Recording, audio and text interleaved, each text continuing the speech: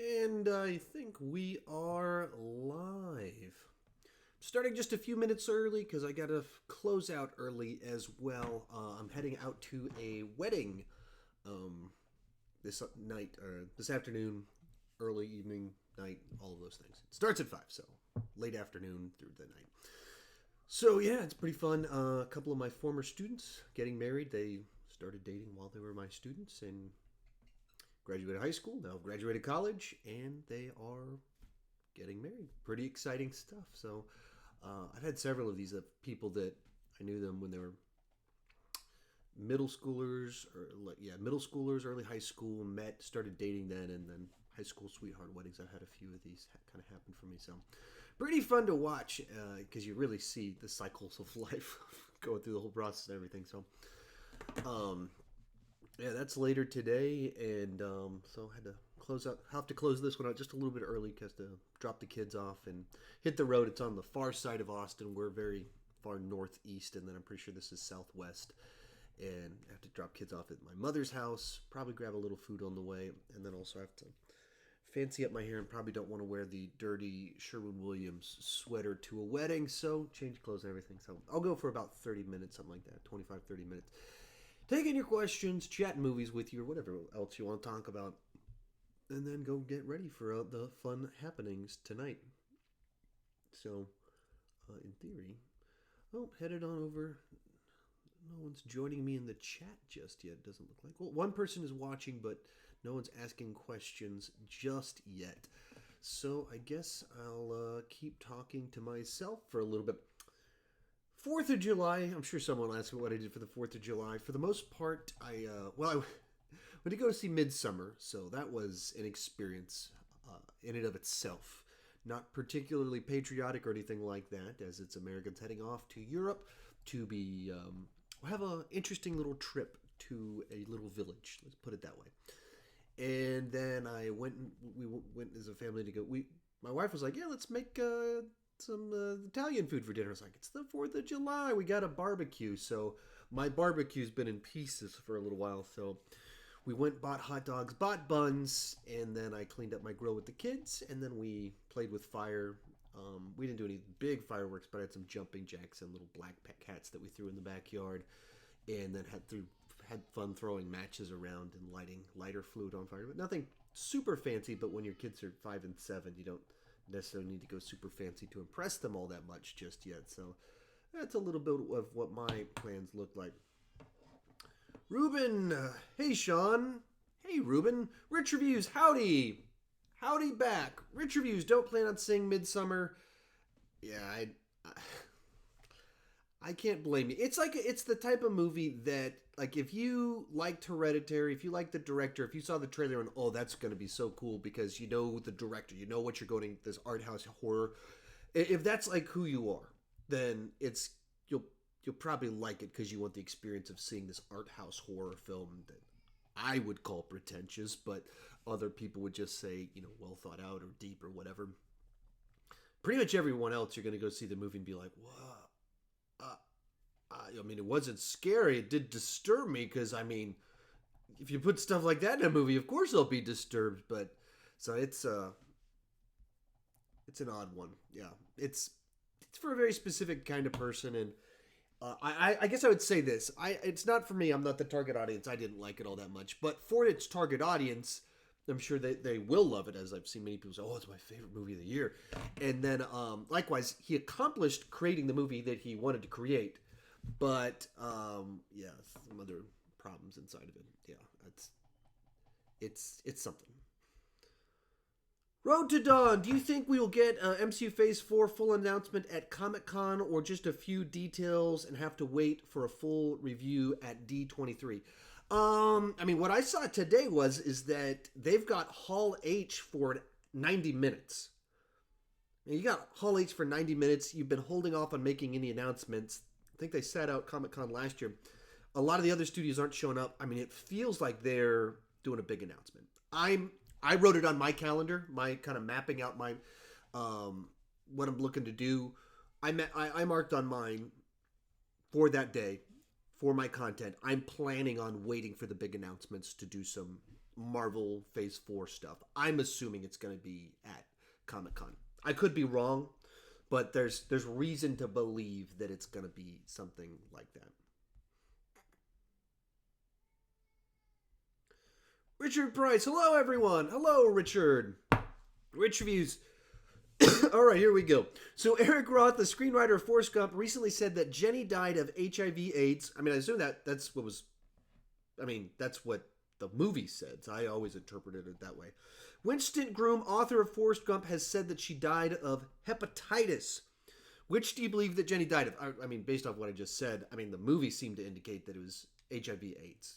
That's what the movie heavily in, like, she's got AIDS and that's why she died. That's what I always believed that what she had. So, the author of the book saying that it was hepatitis, well, to the point, it's the author of the book. You're contrasting two different versions of the same story. So neither one is necessarily wrong because they're talking about two different things. I haven't read the book, so I can't comment on the book, but based off the movie, AIDS. Well, that was dark. Rich Reviews, here's a question. Why doesn't no one in Far From Home have PTSD? Because that wouldn't make for a very fun movie. I mean, they want to show the fun side of like how the world worked, but like if you dive too far into it, it doesn't hold up because you're just in this really dark post-apocalyptic world. They don't really want to do that. That's not the fun version of half the universe dying for 5 years. So you have to kind of gloss over all the actual real world ramifications of all of this because, without wanting to say too much, but the movie clearly indicates that people, when they came back from the blip, they appeared where they disappeared. So whenever this happens, people that were driving their cars before, they appear in the middle of roads. They appear places to where they'd be killed by cars, or if they're riding in a plane and then you appear where you would have been in a plane, suddenly falling from the sky. There's a whole bunch of things that if you stop and think about it, doesn't add up. So why did they not do that? I mean, the obvious reason of it's, no one really wants to dwell in the reality of all that. Ruben Otter, as soon as Stranger Things dropped, I watched the entire season. I loved it so much. Stranger Things is still my favorite TV show. Ruben Otter, have you watched Stranger Things 3 yet? I'm in the middle of it. I'm going to binge as much as I can tonight after I go to this wedding that I'm going to, but I'm trying to get through it so that I can make a review of it. People keep asking me. There's a site to it now that first world problems, success problems, hashtag. I'm about to whine about silly stuff. But it's one of those things that in what I do and the success that I've kind of had in having 100,000 plus followers, if just 0.1% of my followers want to know if I've watched Stranger Things yet and message me, hey, have you watched Stranger Things yet? When's the review? You're going to review it? If just 0.1% of them do all that, then I get 120 people asking me the exact same question or the same variation of the same question. And so I kind of want to get this review up just so I can answer the question. Like, yes, I'm watching it. Yes, I've done this. And I try and put a lot of that out there on social media that when I'm doing stuff, but if you don't follow, I can't do it on everything, so it depends on which social media place you're following me, but I try and post schedules, Twitter, Facebook, Instagram, so that people know, but still, everybody can't follow me everywhere, so I'm still just getting the same questions quite a bit. But yes, I'm trying to watch through it, and I want to review it as soon as possible. I really hope my review for it is up tomorrow. That's what I really hope. And then likewise, I really hope that my ranking is Monday or Tuesday. I'm just not really sure how it'll play out, but that's what I'm hoping. Rich Reviews. Plan next week to put out a review of The Last Black Man in San Francisco. Fun times. Richard Price. YouTube links strange channels to your channel. Well, so the way that YouTube links things is they try and analyze all the information based off of me and the viewing patterns of people that watch my channel. What else do they watch? They try and predict that. And then they look at your viewing habits and they try and predict what you would enjoy. And they kind of merge those two pieces of information together and make recommendations for you that are based off of patterns of my channel and patterns of your viewing. Or patterns of my channel, patterns of my channel's viewers, and what's most likely to create the longest viewing session, and then studying you and what's going to most likely create the longest viewing session for you.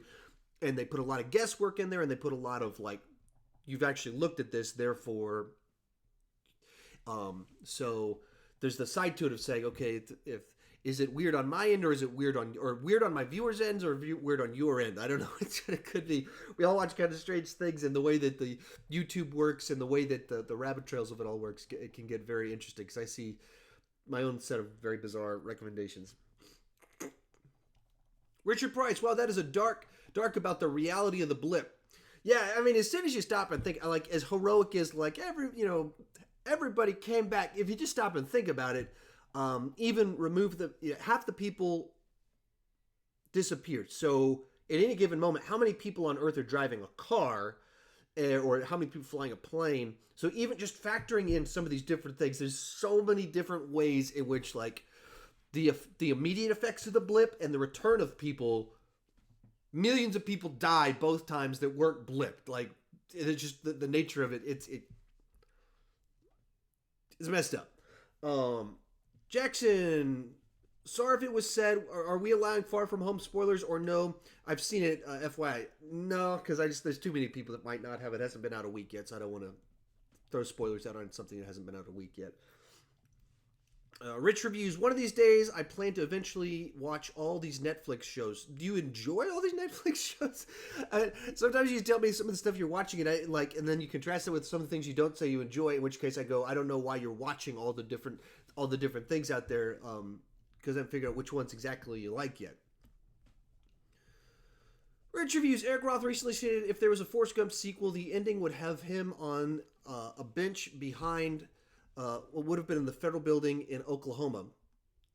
I don't know if the timing of that works. Well, I mean, I guess if they're talking about the one that they were working on doing in the past, but that wouldn't be a recent version of it because the timing of it doesn't make sense. But yeah, everything I've heard proposed about a Forrest Gump sequel just sounds unbelievably bad. They're like the worst possible ideas you can fathom, or everything they propose to try and do a sequel to Forrest Gump, which makes sense because it's a concept that can, like, the novelty of him showing up at all these really important events and not really fully understanding the context of it kind of works one time.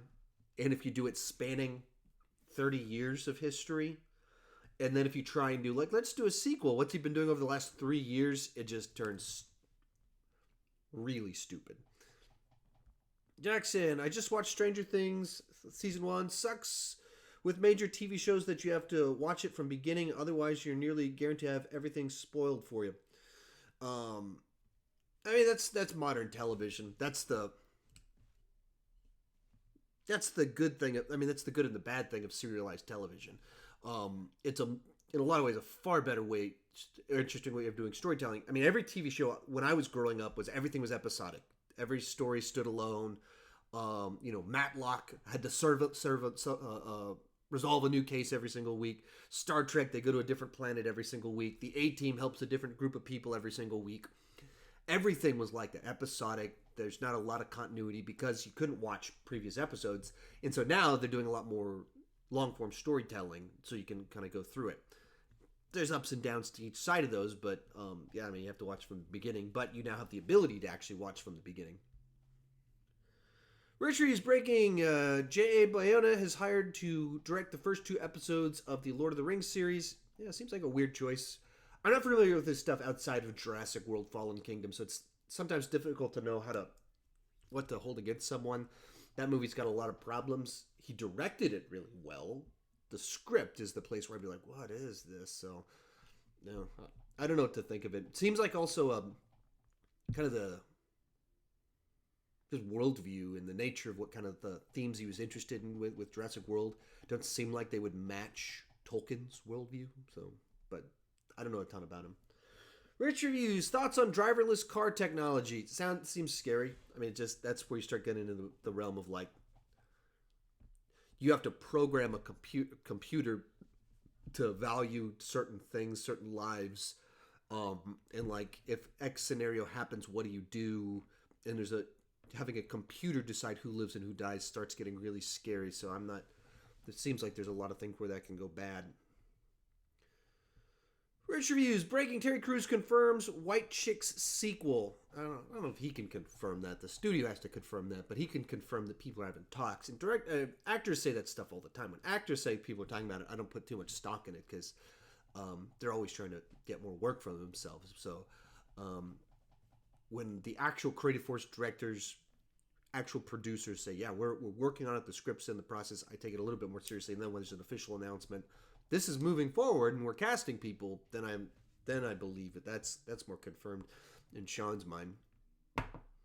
Jackson Dworak, what's your go-to binge snack? Binge, I guess popcorn, sometimes chips and queso or salsa.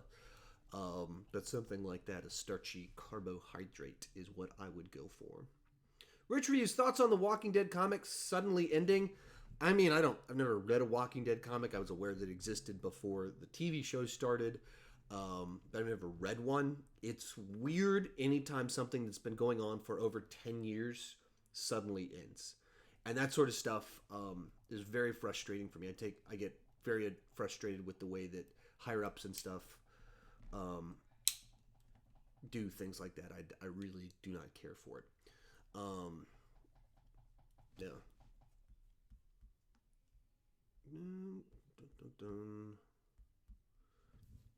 Jackson, what do you think of this random casting that came up? Bradley Whitford for Hobgoblin. Make sure that I'm thinking of the right person, because if I'm thinking of the same person, it's very random casting. Yeah, that's the person I was thinking of. Yeah, that's very random. I'd have to know what's driving that. That 60-year-old man that doesn't seem like he's in particularly good shape as a supervillain guy. I just never. It seems very random. So yeah, you'd have to explain what's inspiring that question. Jackson would love to. Would you do a video ranking the Pixar villains? I'd love to see that. Probably not. I mean, like the thing is, every ranking I have to do, I have to be able to come up with something to say that's meaningful, that feels like I'm not just saying crap. And so the more I know a genre, the more I have rewatched the genre, the more I can kind of dig in deeper to it to kind of do more content. So comic book stuff, that's what I've always naturally kind of followed, have a knowledge of the history and things like that. And there is a history to be aware of. And they're just the movies I'm a lot more familiar with, so I can dig in deeper and talk more intensely about things about them. Pixar came around when I was about to go into high school. I didn't grow up watching a lot of them, and a lot of them don't have clear defined villains. It's not like this is who the villain is, and so there's not nearly as much content there to actually make a ranking out of. A lot of them are more even plot device villains. That they're not really Sid in Toy Story is not a villain. He's the neighbor kid that doesn't know that toys are sentient. So there's not as much like when you talk about a superhero movie villain, you're talking about someone that's turned evil, has an evil scheme, has different value sets. There's different things you talk about it when you're talking about a kid that doesn't know that toys are alive, playing with his toys. What am I ranking here? And likewise, a lot of them, I can watch through them and I can write a 30-second review for all the movies real quick, but that's not the same thing as digging into specific characters, doing rankings of the villains, having a strong enough memory of each of 21 different potential movie villains. It's just much more difficult on something that's not inside of my genre. And that's a lot of times people, I would love to see this, I'd love to see this, but if you just, okay, now sit down to make that list. Just who's included. And you just have to sit down and create that list. And same with like X-Men villains. You just sit down and try and create it and you go, okay, just the first movie, you got Toad, Sabretooth, Magneto. And then the second one, you got Stryker, and then Mystique's in there, but Mystique's kind of a good guy, and then Magneto's kind of a good guy. Or do we have two different versions of each of these characters? Because there are two different versions. And they just become incredibly difficult to create. And that's a lot of times where people are like, why don't you do this? Because I can't make a good video out of it. I can't create it. Maybe someone else that knows the genre better can dig in deeper on some of the stuff and do that. But I haven't figured out a way to turn some of these ones into them. I mean, anytime creating a villain ranking will probably do great for me. Pixar villains ranked will get me a ton of views. In which case, I make a bunch of money. Like a ranking like that, I would assume would get over 100,000 views, maybe 200,000 views, because not a lot of people are doing it. And it's Pixar, so a lot of people are interested in it. So it does well for me. But and like far better than any movie review I've ever done is what a ranking like that would do. But I can't do a good one. And I don't want to get in the habit of creating content that I don't believe in just because it'll pay my bills. I'd much rather find a way to create content I believe in that I can do well than create content that is fluff and garbage but gets views. Rich Reviews, thoughts on Mad Magazine ending? I mean, I didn't know it was still going. I mean, it's one of those things that back when I was growing up, seemed like a big iconic piece of popular culture and the movie posters and everything, but in a post-internet world it's an antiquated thing. It's like the idea of being a kid buying a magazine for little parody deals. Why would you ever do that when you can find it for free on the internet and much more up to date? A magazine has such a long turnaround to make it happen, and there's just so many different things that you can get humor out of popular culture and popular films, things like that, for free. So I just seemed antiquated. Didn't seem like they found a way to bridge the gap to the 21st century. Seems like if they really wanted to do that, then they should have been on YouTube 10 years ago, creating sketches.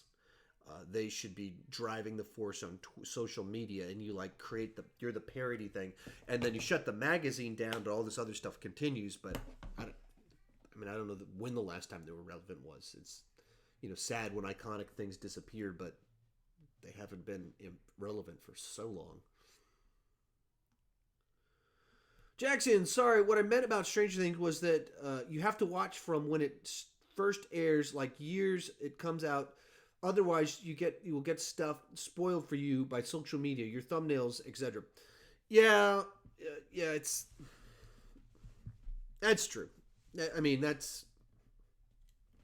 I mean, there's a side to it of there's things that the way the human brain works. If you don't linger on it, you won't really remember some of that stuff because you just don't know what it means. So you'll read a headline about this big shocking thing about this. But if you don't know any of the names, by the time you watch it a year later, it doesn't matter. Now, if you read that headline and go, oh, I better go watch this show, then of course it'll like stick in your mind. But if you actually have a gap there, you're actually probably okay. But yeah, social media makes a lot of it tricky. I mean, someday I might finish Game of Thrones, but I've already got a pretty good idea of most of the big shocking twists, turns, reveals, and things like that without even trying to, just because I'm plugged into social media so well. Rich Reviews, what is a Spider-Man villain that you would like to see in the next movie? Hobgoblin, Chameleon, Shocker, Scorpion. Well, we already saw Scorpion and Shocker in Spider-Man Homecoming. Shocker in particular, we saw him. Scorpion, we kind of saw him. I don't know. I'd have to think about it because it's not. I mean, which character do you want to show up?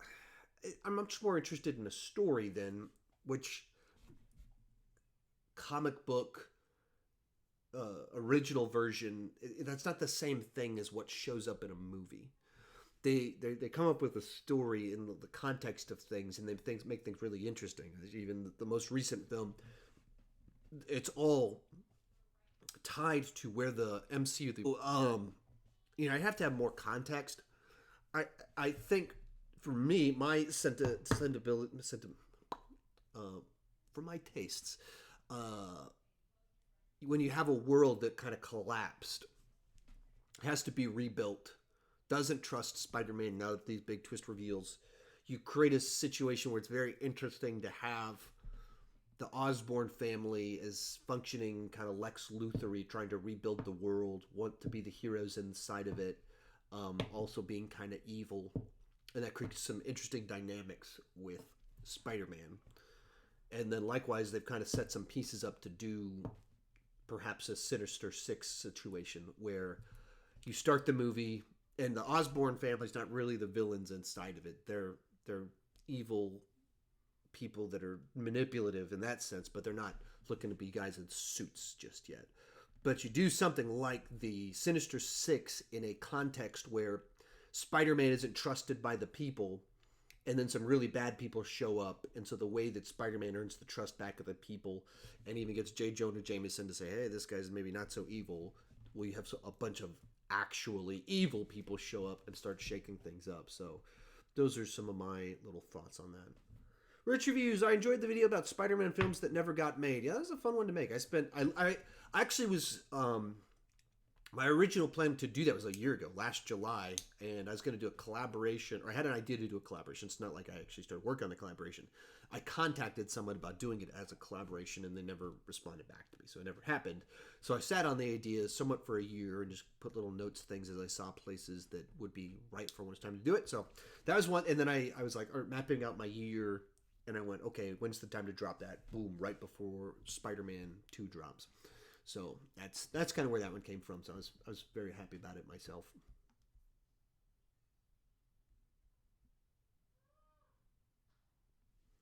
Richard Hughes, I would love to have seen the James Cameron Spider-Man film. As someone that loves James Cameron, just the concept of him doing a Spider-Man movie or any superhero movie is just interesting to me. So I'd love to see that for that reason. His specific details and things that were proposed in there just seem very odd. Much like many of the canceled Spider-Man projects, they seem like they didn't know or care who the character was in the comics, or they just wanted to do such a different take on it. It seems like James Cameron doesn't really have a bent for appealing to a family audience. If you look at his stuff, even his PG-13 things still have Titanic as new drawings and people hooking up in the back of a car and like one sex scenes in Avatar. So he tends to want to go adult, and so you take Spider-Man, who one of the distinctives of him is that he's the superhero that's a kid. He's still in high school, and you give it to a guy that only does things that are adult, and you suddenly get this very sexualized take on the character. And you go, okay, it's interesting. I'd like to see it because I like James Cameron, but I don't know that this would be a great interpretation of Spider-Man.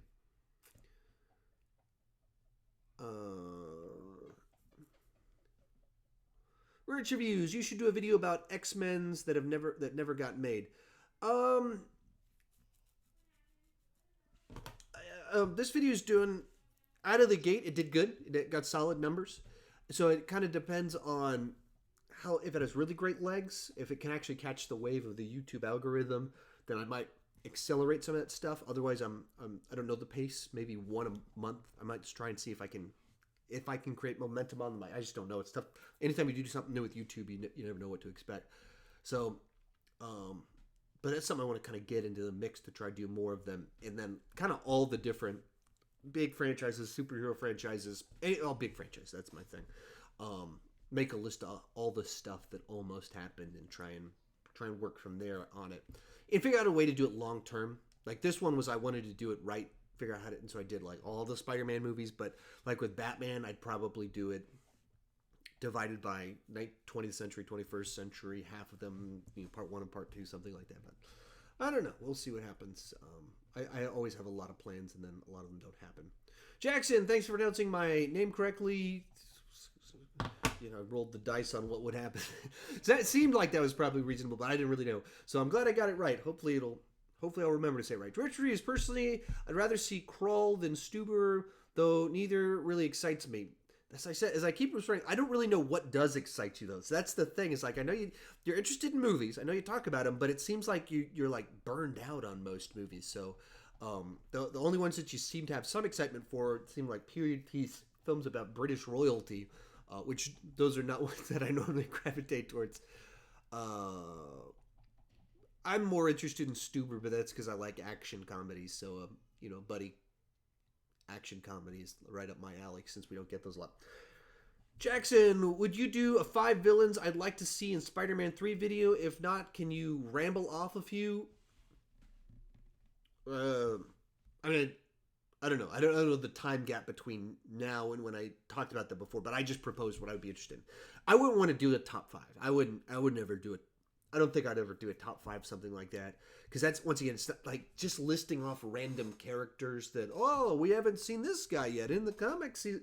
I don't want to just do that. So I'd much rather propose like a story in an arc. So the one I just proposed, I don't want to say too much in case someone hasn't seen Far From Home. At the end of the film, people are skeptical about Spider-Man. Of course, we're in the post-blip world, so the world's kind of messed up. So then what's interesting to me would be a world with Oscorp trying to rebuild, though being nefarious, manipulative, wanting to be in control. And then Sinister Six shows up, actually evil people. And for the first 60% of the movie, the public is very down on Spider-Man. And then suddenly the big kind of turn of it, or does he want to be, and then this question, like, does he want to be Spider-Man in a world that hates him? Can he function in a world that hates him and he just has nowhere to hide? He can't be a high school, like, what he's like, what can he do? And so then in the end of it, the big turnaround is that they realize he's the good guy here. And that like, speaking about those terms is interesting to me. But speaking on the terms of, like, here's 5 random people, like, I want us to do a Lizard show. I mean, that I want a story, not just a random character. Rich reviews. I come to believe that no TV show should last more than 5 seasons. I don't know. I mean, in general, I'd kind of agree with that. That most a tighter restriction on it is probably for the best. But then again, there's stories that just lend themselves better to.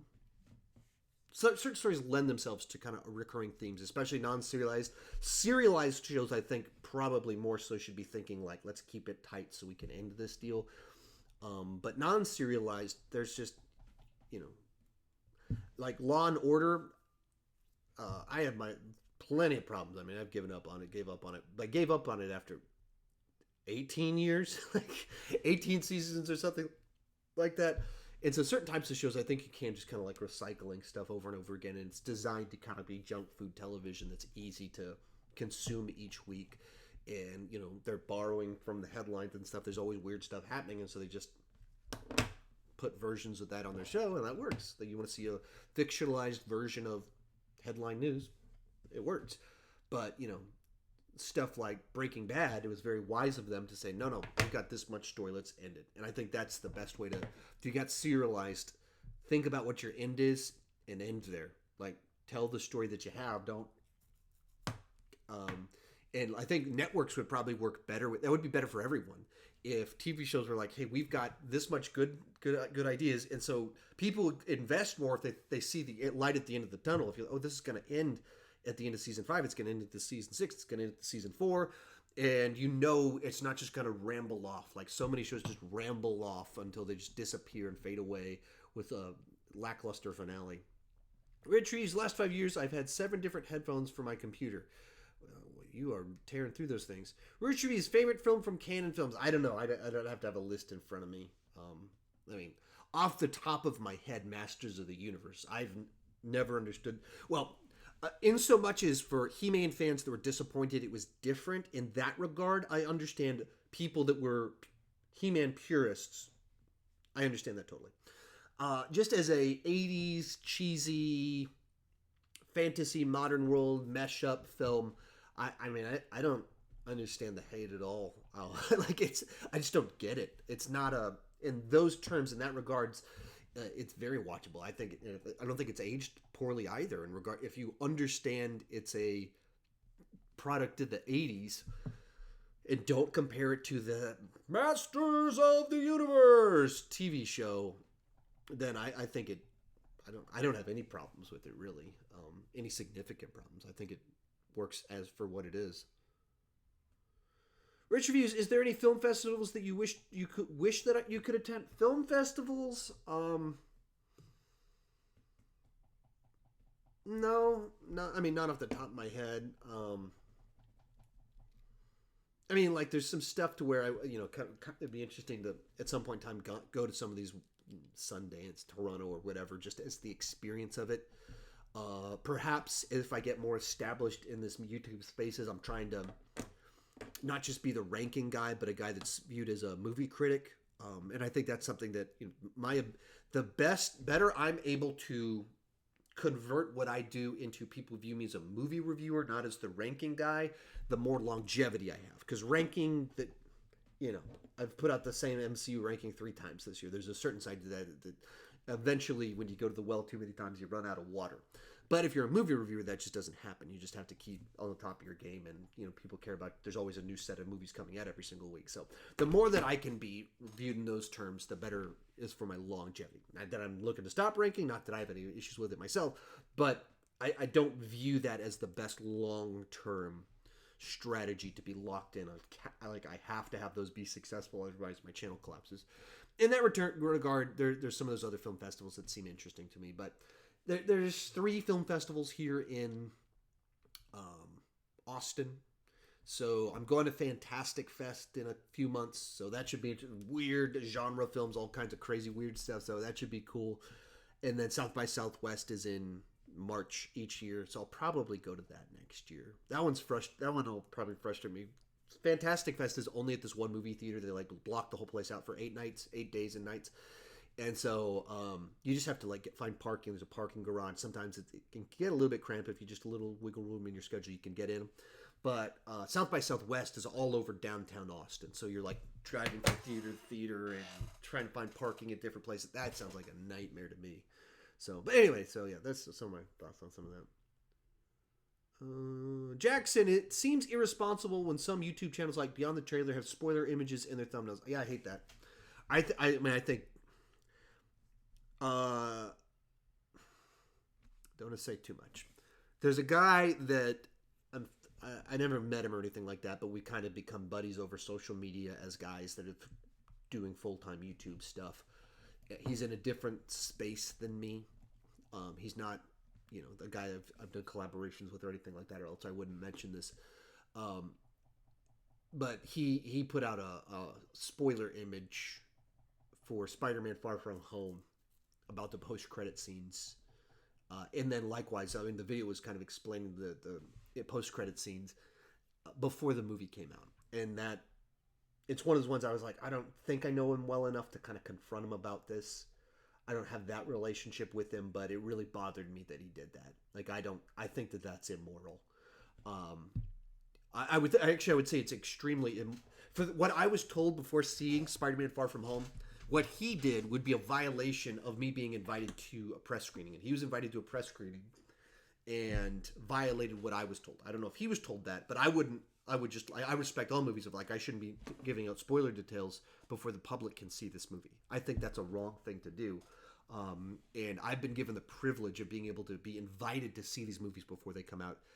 And I should respect that and not take away from other people the opportunity that I have.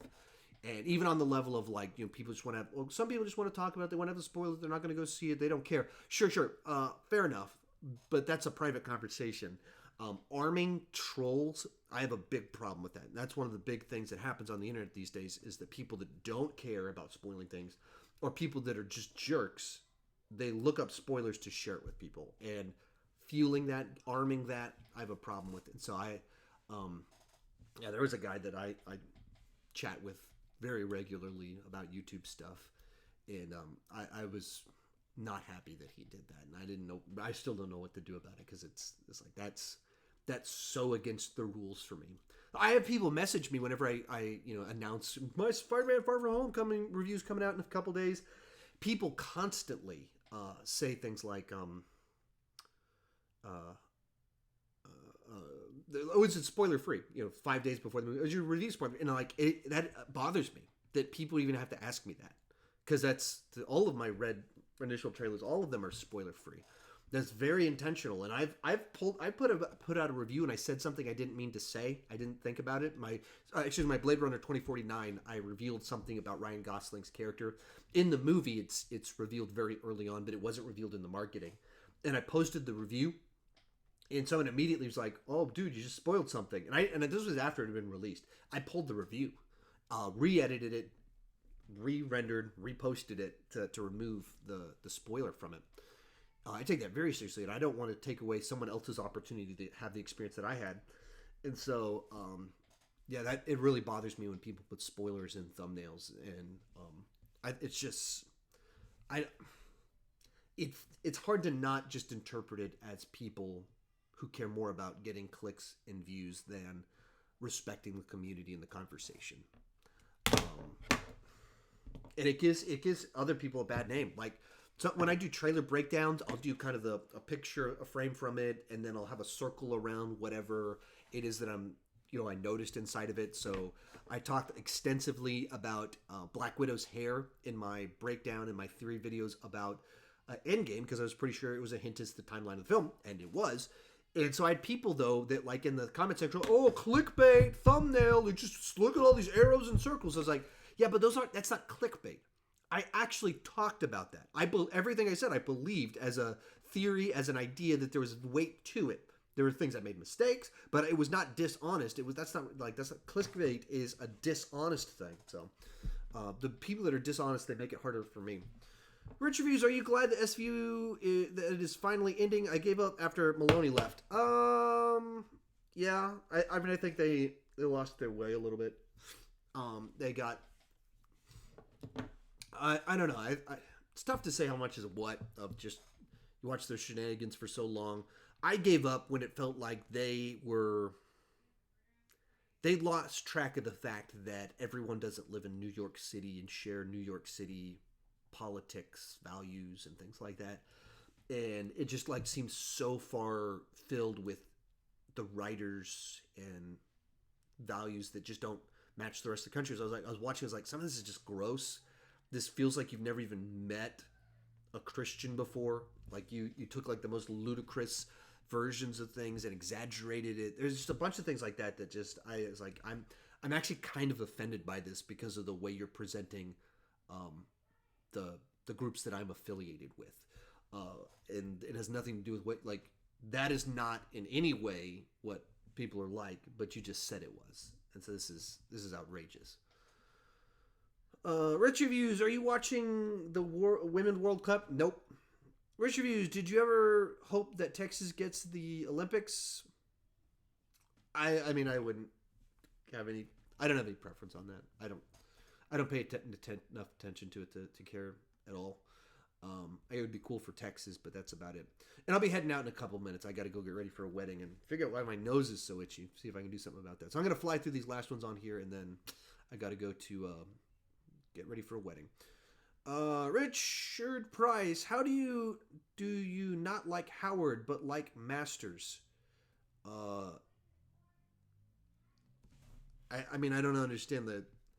I mean, one features duck boobs and a double entendre sex scene between a duck and a woman, and then the second half of the film turns into this big ridiculous thing, and then the other one is like a fantasy sci-fi action movie set on Eternia in Earth. So one is like a tonally consistent 80s sci-fi action movie. The other one is this very bizarre other thing. So I like maybe if I'd grown up watching Howard the Duck, I would understand the comparison. But like having not grown up watching it, Howard the Duck just feels like they wrote down. Maybe we could do this. Maybe we could do this, and they wrote down genres. They wrote tones, a set of random scenes, and they put them in a hat. And then they forgot to select 3 of them, and they went with 30 of them. I mean, it's just all over the place. There's like noir aspects. There's a private investigator aspect. He's the manager of a band. There's a 10-minute long plane chase sequence at the end of it. There's a big monster battle at the end of it. I mean, it's just so many different things that don't go together and don't feel cohesive inside of the film. Whereas Masters of the Universe, just not that it's great cinema. Not that I'm like trying to like win people over, but I just don't in any way see how it's like a terrible movie, especially in light of viewing it in light of the 80s. I just don't know. I don't know where people are coming from. Richard Hughes, you should come to the Virginia Film Festival. They would have to have something about it that was appealing to me in light of my channel, because it would be a business expense, and so travel, hotel, film festival costs, plus opportunity costs of being able to create content. They'd have to have some pretty significant things that line up with the content I put on my channel. That's even like went to a little bit of Austin Film Festival last year, and I saw like the um, one with Hugh Jackman where he's the politician, the front runner, and then the favorite with the Emma Stone. And I don't think I even reviewed them on my channel because they just at the point in time there wasn't like a time to do it where it seemed like it would be received well. Sometimes when I post reviews like that, I lose subscribers because people are like, why is he just reviewing crap on here? Because they're in their mind it's just like this artsy stuff that they would never ever watch because they watch comic book movies, and my channel's mostly about franchises, so like random things, random obscure movies that might be great cinema. That's not the there's just a big disconnect, so that's where I run into problems with some stuff like that. Richard Price, both are great cheesy films, but they're cheesy in very different ways. Like they both are very clearly 80s products, but one has duck boobs and one has Dolph Lundgren hitting monsters with a sword.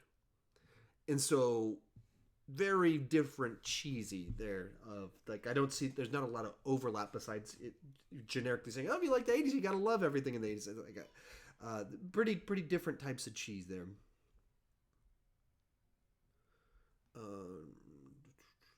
Rich reviews. Apparently, the Libertarian National Convention will be held next year in Austin. Would you go? I doubt it. I mean, it kind of depends on who's speaking at it. If they had someone interesting speaking, I might show up at it. But generically speaking, I wouldn't just show up to a Libertarian convention.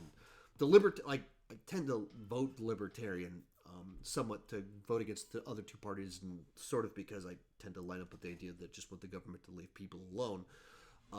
But at the same time, the Libertarian Party is kind of a joke, which is why they can't make a lot of progress because they're just they're so goofy at times. So, Rich reviews. Would you want to see a Voltron movie? Probably not, because I don't think they could get the budget to do it right. In which case, you do a low budget version of it or something like that, and I just don't think they could pull it off for what you need to do, and then. At this point in time, you do a Voltron movie and people are like, oh, it's like Pacific Rim. Oh, it's like Power Rangers. And so just, even though it predates certain things, as a movie, it would be coming after them, in which case it's not received very well. Rich reviews, best worst Muppet movie. I'd have to rewatch all of them. It's not like I haven't even seen all of them. And even the ones that I have seen, I can't say that I have a strong enough memory of them to have a pick between bests and worsts. Jackson, if you could pick one character from Netflix shows, hero, villain, sidekick to be in the MCU, who would you pick? If I had just one, I guess I'd go Daredevil. Because you could transfer him over a little bit easier. Because he has a brokenness, but not like he's not so tied to being an alcoholic to where how do you take how messed up Jessica Jones is in her backstory and put it in the MCU? That's a bigger leap. And on the villain side, Kingpin of back to my Spider-Man 3 idea. If you can get Vincent D'Onofrio's Kingpin to come over and be a part of this plan with Osborn to rebuild the city, I think there's some very interesting, cool stuff that you could do with that. Richard Price, George Lucan wrote it because he was bored, and so it's not a great choice. I don't know if he wrote it. I know he produced it, but the script itself, I'm almost positive he's not the actual credited screenwriter for Howard the Duck. Almost positive.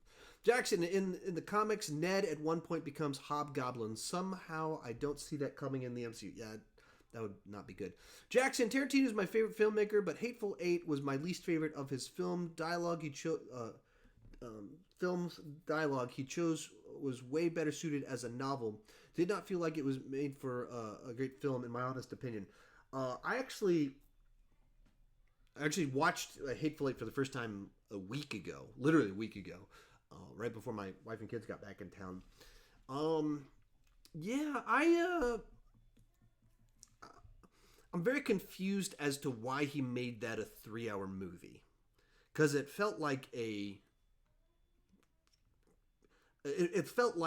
Reservoir Dogs in the Old West kind of thing, of like who's the bad guy in this? You can't trust anyone. They're all in a tight, confined space. And if it had been the length of Reservoir Dogs and a little bit closer to Reservoir Dogs, I think it would have been a much better film. But it's not that. It's like 3 hours long, in which case it's like an hour and 40 minutes of like, okay, when does the story start? Because I know that we're building towards something, but when is that going to happen?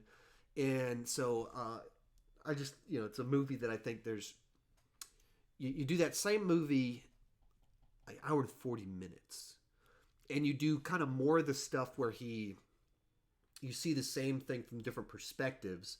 And so you kind of play out as you go through it. Do that a little bit more inside of it. And you have a much better paced movie.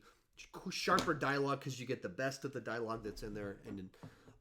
Or you can do what he did, which is make it a 3-hour movie, in which case it's like, I think you're getting a little bit self-indulgent here. This is not 3 hours worth of story. Jackson, for our final question, have you given any more thought to the Patreon Fantasy Football League? I haven't given it more thought because there's nothing really to think about. It's something that I plan to do. I don't know if that's your answer. So I plan to do that. So maybe a month from now, I think is when you start putting together leagues or whatever. But yeah, I want to do that still. All right, talk to you guys next week. I'm off to a wedding. Should be exciting. Some of my former students. Bye-bye.